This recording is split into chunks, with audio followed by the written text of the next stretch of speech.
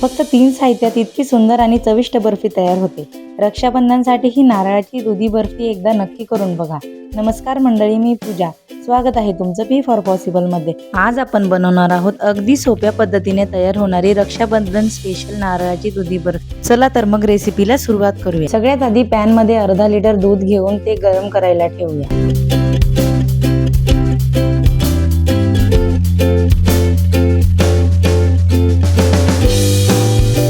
दूध साधारण अर्ध झालं की त्यामध्ये 1 कप डेसिकेटेड कोकोनट घालायचं। जर तुमच्याकडे ओलं नारळ अवेलेबल असलं तर तुम्ही तेही घालू शकता, त्याने चव अजूनच छान येते। इथे थोडा वेळ लागतो, पण घाई अजिबात करायची नाही। मध्यम आचेवर दूध आणि नारळ छान आटू द्यायचं आणि मध्ये मध्ये हलवत राहायचं, म्हणजे मिश्रण पॅनला लागणार नाही।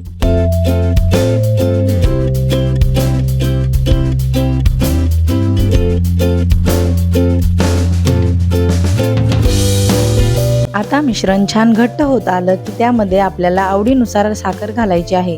साखर घातल्यानंतर मिश्रण थोडं पातळ होतं, पण पुन्हा हलवत राहिलं की ते छान घट्ट होतं।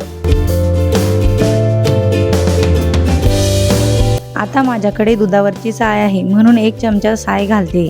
त्यामुळे बर्फीला छान दुधाळ चव येते। तुम्ही साय ऐवजी 1 चमचा साजूक तूपही घालू शकता, त्यानेही छान चव येते। मी इथे 1 चमचा मिल्क पावडरही घातली आहे। जर तुमच्याकडे नसेल तर तुम्ही ती स्किपही करू शकता। आता हे सगळं छान एकजीव करून घ्यायचं।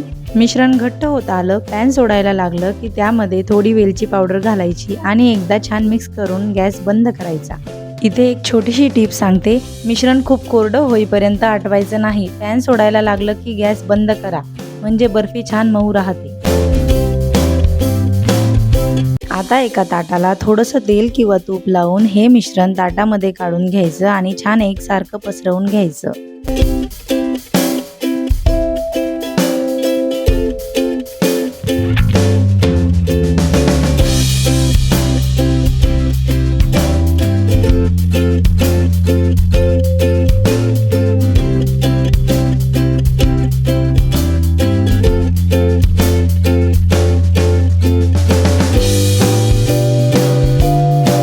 आणि वरून काजूचे काप, बदाम, पिस्ता हलकेच दाबून घ्यायचे। तुम्ही वाटीच्या साहाय्यानेही दाबू शकता। आता हे फ्रीज मध्ये 2 ते 3 तास सेट होण्यासाठी ठेवायचं। आणि हो, इथे थोडा पेशन्स ठेवायचा। बर्फी पूर्ण सेट झाल्यावरच तुकडे कापायचे, म्हणजे तुकडे छान व्यवस्थित पडतात। बर्फी सेट झाली की आपल्या आवडीच्या आकारात तुकडे कापून घ्यायचे।